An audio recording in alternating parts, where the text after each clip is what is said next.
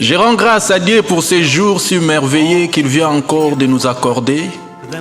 Je viens vous parler d'un sujet qui va vraiment vous bénir. Laisse que ce message soit aggravé dans vos cœurs et que ceci produise des fruits durables. Je viens vous exhorter, mes frères et sœurs, de revenir à Dieu. Comme nous avons toujours dit, avant de mieux sauter, il faut toujours faire un pas en arrière, car c'est notre intérêt. Ne soyons pas comme des animaux, ne vivons pas comme des ignorants. Nous qui sommes créés à l'image de Dieu et à sa ressemblance, nous avons perdu notre nature. Nous sommes devenus comme des poissons qui sont tirés de la mer ou du fleuve, alors que les poissons sont faits pour vivre dans l'eau. Un poisson ne peut pas vivre comme un lézard ou un serpent. Les poissons doivent toujours vivre dans l'eau. Les gens qui aiment les poissons, ils se sont achetés des aquariums pour mettre leurs poissons à l'intérieur. C'est ça la nature d'un poisson. Nous nous sommes écartés de notre Dieu, nous vivons loin de sa face, mais on se dit toujours, je connais Dieu, je suis enfant de Dieu, j'aime Dieu, je suis serviteur de Dieu. Au fond de nous, ce n'est pas ça la réalité. La Bible nous dit dans le livre de 1 Jean 5, 3, l'amour de Dieu consiste à garder ses commandements. Celui qui marche selon la parole de Dieu, c'est celui qui connaît Dieu. C'est celui qui est appelé enfant de Dieu. C'est celui qui aime Dieu. Laisse-moi vous dire une chose. Une femme qui aime son mari doit être fidèle à son mari. Un mari qui aime sa femme doit faire plaisir à sa femme afin de marcher d'un commun accord ou de vivre en harmonie. C'est ça un bon couple. Un couple d'honneur. La Bible nous dit dans le livre des psaumes 119, 2, 3, heureux ceux qui gardent ses préceptes, qui les cherchent de tout leur cœur, qui ne commettent point d'iniquité et qui marchent dans ses voies. Un homme de la Bible, Asaph, nous dit dans le livre des psaumes 73, autrement dit 93, oui, Dieu est bon pour Israël, pour ceux qui ont les cœurs purs. Un de mes amis m'a posé un jour la question, pourquoi seulement Dieu est bon pour Israël? Je lui ai dit, pose-toi la question, pourquoi Israël a traversé la mer Rouge quand les Égyptiens ont tenté de traverser la mer et tous, ils étaient pris par la mer les avait tous avalés. N'est-ce pas que la Bible nous dit, tous ceux qui se confient à l'Éternel ne seront point confondus. L'apôtre Paul nous dit dans les livres de Romains 8, 31, que dirons-nous à l'égard de ces choses? Si Dieu est pour nous, qui sera contre nous? C'est ça le langage des enfants de Dieu. C'est ça le langage des gens qui ont une alliance avec notre Dieu. Autrement dit, les sanctifiés. Dans les livres de AG 2:5, la Bible nous dit, Dieu nous a dit dans sa parole, je reste fidèle à l'alliance que j'ai faite avec vous quand vous sortîtes de l'Égypte. Et mon esprit est au milieu de vous. Ne craignez pas. C'est ça qui nous dit notre Dieu. Mes frères et sœurs, revenons à Dieu. C'est ça mon message de l'année. Revenir à Dieu. Jésus-Christ a payé un grand prix. Soyons reconnaissants à ce Dieu-là avant qu'il soit trop tard. Revenons à Dieu sans hypocrisie. Non pas la foi religieuse, mais la foi spirituelle. Sers Dieu avec un cœur sincère. Sers Dieu avec un cœur pur. Car on ne se moque pas de Dieu. Roi David a dit à son fils et successeur Salomon, connais le Dieu de ton père. Lui, il sonde les cœurs et les reins. Il connaît les pensées de l'homme. Tu ne peux jamais prendre des chemins à la fois. Soit tu t'engages à gauche ou à droite. Nous avons qu'un seul berger. Son nom c'est Jésus-Christ. En dehors de lui, c'est la mort. En lui, nous avons la vie éternelle. Si nous lisons notre Bible dans les livres de 2 Timothée 2,19, la Bible nous dit, le Seigneur connaît ceux qui lui appartiennent et quiconque prononce le nom du Seigneur, qu'il s'éloigne de l'iniquité. Souvenez-vous de l'histoire de ces gens-là qui ont tenté de chasser les démons au nom de Jésus-Christ de Paul. Les démons les ont dit, Paul on connaît, Jésus-Christ nous connaissons, mais vous, qui êtes-vous? Les 7 fils de Séva, les démons les ont attaqués. C'est ça l'image de ceux qui ont Jésus-Christ et l'image de ceux qui ne l'ont pas. La Bible dit, comment donc invoqueront-ils celui en qui ils n'ont pas cru? Revenons à Dieu. Parfois nous croyons être debout, mais nous sommes déjà par terre. Nous croyons être errés, mais nous sommes malheureux. Nous croyons être bien portants, mais nous sommes atteints de la maladie. Nous croyons être forts, mais en réalité, nous sommes faibles. Nous croyons avoir de l'intelligence, mais en réalité, nous ne l'avons pas. Laisse-moi vous dire une chose. Physiquement, nous sommes vivants, mais spirituellement, nous sommes morts.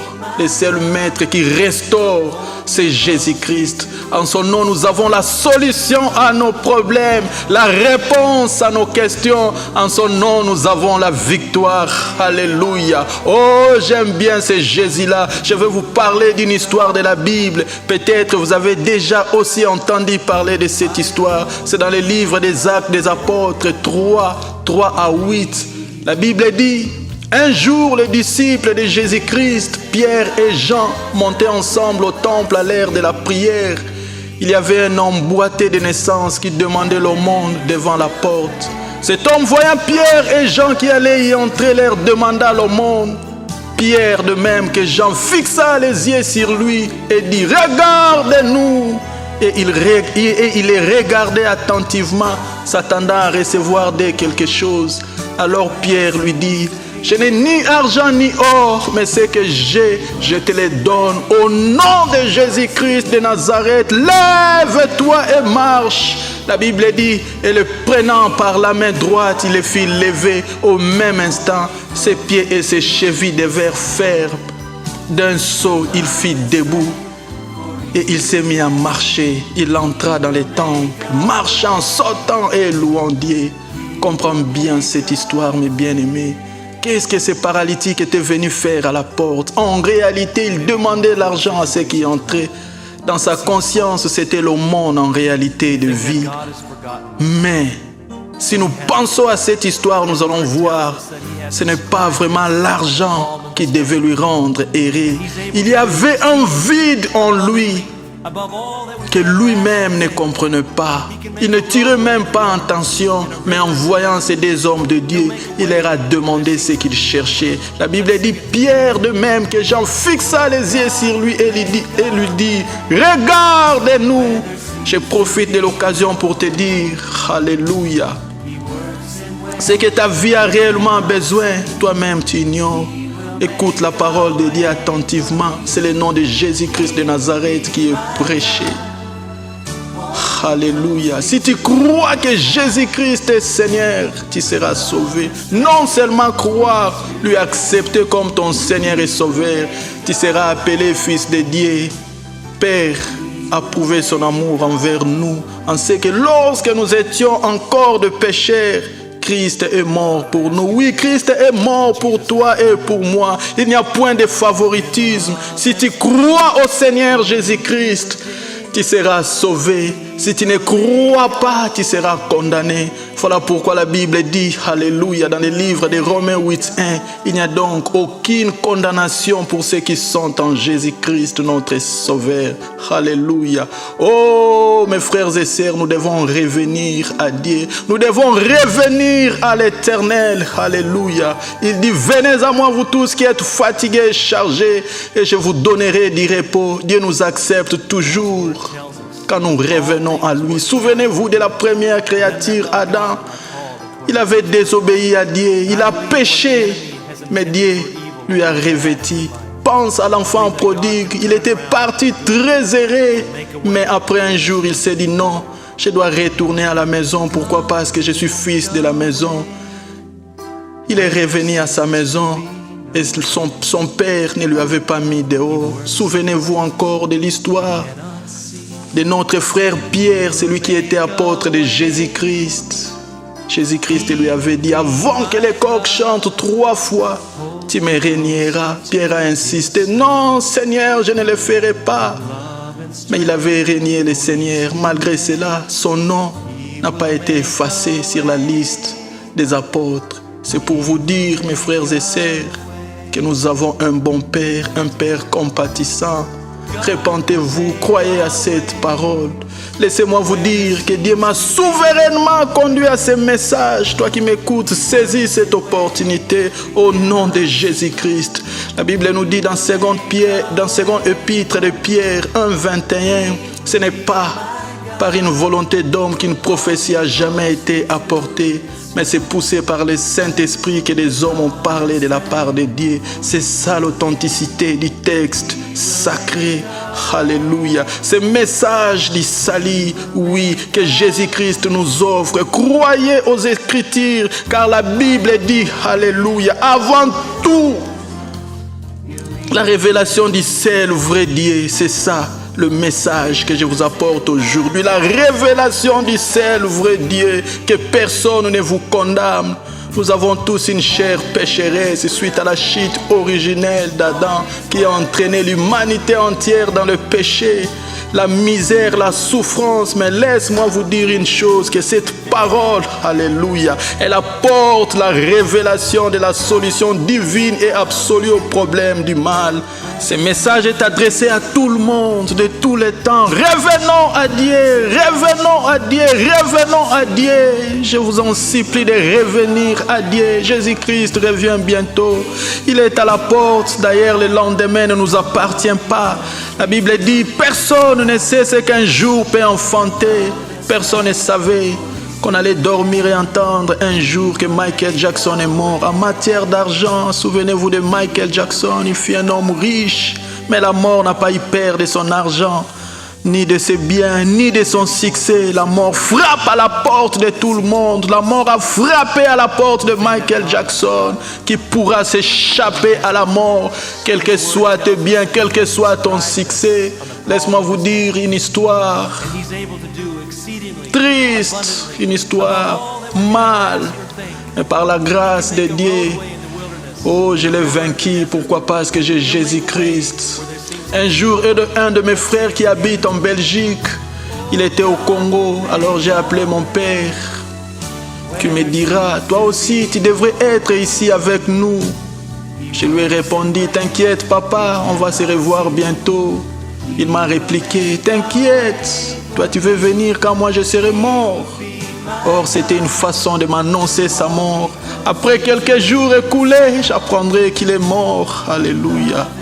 Oh Seigneur, vous voyez l'impolitesse de la mort. Gloire soit rendue à notre Seigneur Jésus-Christ qui a vaincu la mort. C'est lui que moi je viens vous présenter aujourd'hui à travers ces messages. Tu dois inviter Jésus-Christ dans ta vie pour une nouvelle naissance. Si tu ne l'as jamais fait, ou si tu l'avais fait, Jésus-Christ avait pris place dans ta vie et que Jésus-Christ n'est plus. Oh, je vous en supplie, au nom de notre Seigneur Jésus-Christ, convertissez-vous, convertissez-vous, convertissez-vous. C'est ça que je peux te dire. Jésus-Christ viendra d'une manière soudaine. Si les gens de la maison savaient à quelle heure le voleur allait arriver, il faut se préparer. Le Fils de l'homme viendra comme un voleur. C'est ça qui nous dit la Bible. Il n'y a aucun autre nom qui nous a été donné parmi les hommes par lesquels nous devons être sauvés, libérés. Dans le ciel, sur la terre, sous la terre, il n'y a qu'un seul nom. C'est le nom de Jésus-Christ de Nazareth, roi des Juifs. Alléluia. La Bible dit, quand tu ne savais pas, c'était encore mieux pour toi. Et maintenant que tu sais, tu es plus condamnable quand tu ne le savais pas. Mes frères et sœurs, on ne se moque pas de Dieu. Toi qui te dis berger, es-tu devant le brebis ou après tes brebis? Tu te dis bishop, prophète, docteur, pasteur, évangéliste, serviteur de Dieu, je ne sais pas. Quel est ton enseignement? Êtes-vous irréprochable? Est-ce que l'Esprit de Christ habite-t-il en toi? Est-ce que l'Esprit de Dieu rend témoignage de vous? Si pas le cas, convertissez-vous. On ne se moque pas de Dieu. Ce que l'homme aura semé, le récoltera. Maudit soit celui qui fait le travail de Dieu avec négligence. La Bible dit, rien de ces choses qui est caché un jour sera révélé. Quelle que soit la durée de la nuit, le soleil apparaîtra. Mais les ténèbres ne régneront pas toujours sur la terre. Revenons à Dieu. Laissons-nous instruire à Dieu. Qu'il nous montre le chemin. Que lui seul soit notre conseiller. La Bible nous dit dans le livre d'Amos 3, 18. Et vous verrez de nouveau la différence entre le juste et le méchant. Entre celui qui sert Dieu et celui qui ne le sert pas. Donnons à notre Dieu tout honneur, que toute la gloire lui soit rendue, car c'est lui, par lui et pour lui que sont toutes choses. En ceci, son esprit sera opérationnel en nous. Nous voulons voir la main de Dieu, nous voulons être bénis par Dieu.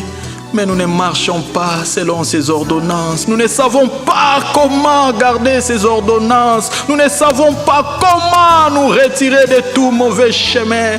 La Bible nous dit dans le livre d'Ésaïe 53, 6, nous étions tous errants comme des brebis, chacun suivait sa propre voie, et l'Éternel a fait retomber sur lui l'iniquité de tous.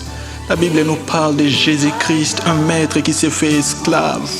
Un Dieu qui s'est fait homme, un juste qui s'est fait injuste, pour que nous soyons sauvés, pour que toi et moi nous soyons sauvés, pour que toi et moi nous soyons libérés, pour que toi et moi nous puissions revenir à l'Éternel. Oui, c'est Jésus-Christ qui nous a réconciliés avec le Père. Cherchons à reconnaître ce grand travail que Jésus-Christ a fait pour nous à la croix. Aimons-lui. Observons sa parole, servons-lui, soyons unis à Jésus-Christ, à lui et à lui et à lui seul.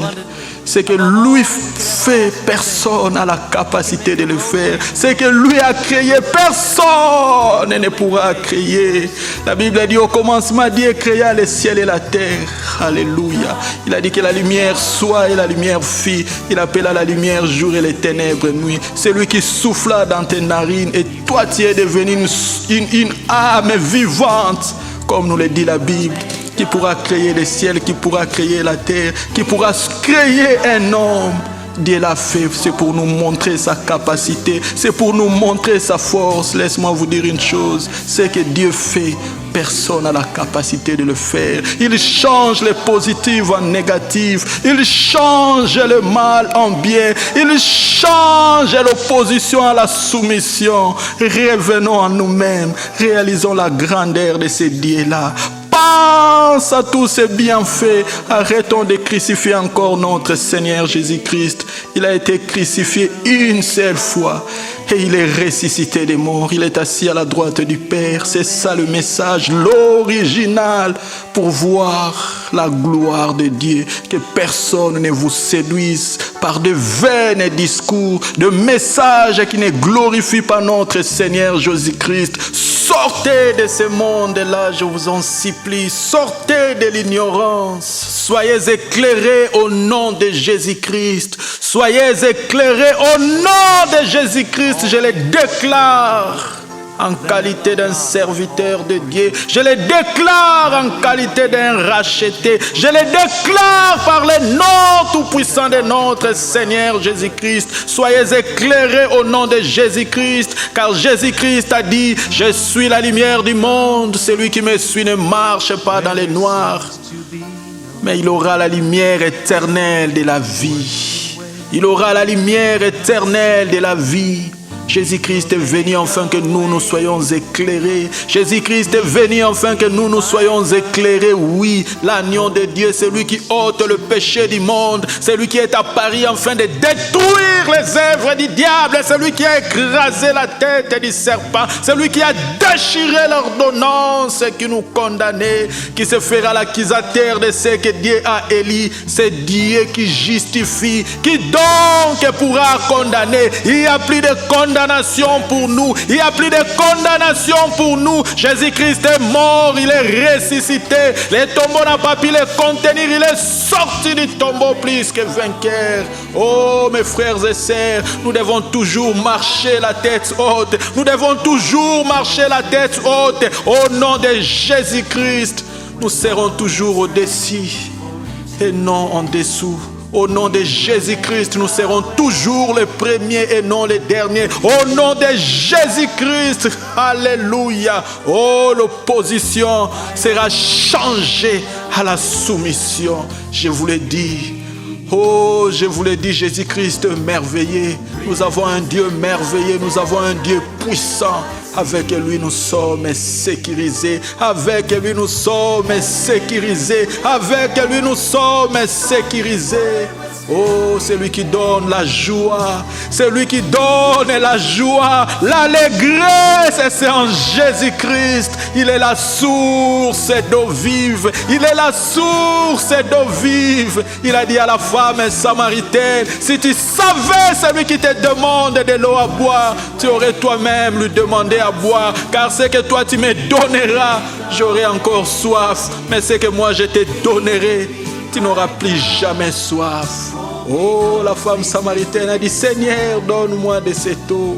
Nous avons la grâce. Pourquoi? Parce que cette eau est gratuite. Oh, cette eau est gratuite. Jésus-Christ est le chemin, il est la vérité, il est la vie. C'est lui qui va éclairer ta vie. C'est lui qui va éclairer ton chemin. C'est lui qui va éclairer ton environnement.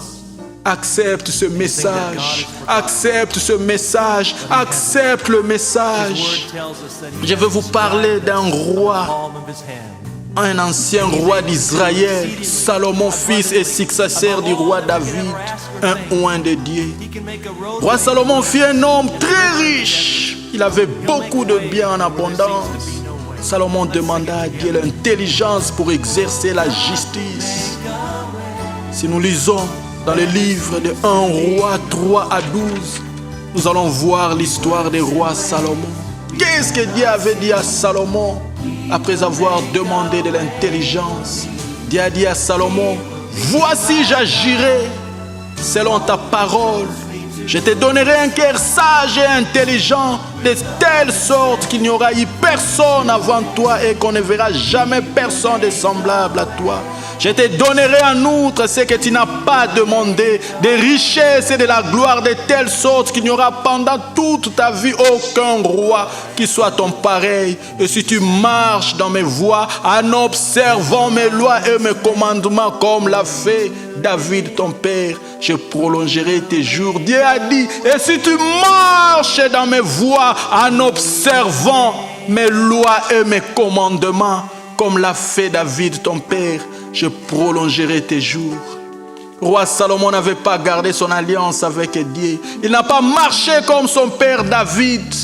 Roi Salomon avait beaucoup de femmes. Il aimait les unes, d'autres étaient là juste pour décorer son palais royal. Il fut entraîné dans l'idolâtrie à la fin de sa vie, ce qui causa la division de son royaume après sa mort. Si nous lisons dans les livres poétiques d'Ecclésiaste, Salomon a dit, tout ce que mes yeux avaient désiré, je ne les en ai point privés. Je n'ai refusé à mon cœur aucune joie. Mais laisse-moi vous dire une chose. Un jour, le roi Salomon, malgré tout ce qu'il avait, malgré tout ce qu'il amassait, malgré tout ce qu'il vivait, malgré tout ce bien, malgré tout ce bien, malgré tout ce bien, malgré sa position, il a fini par dire, vanité de vanité, tout est vanité. Il a compris que tout ce qui se passe sous le soleil est vanité.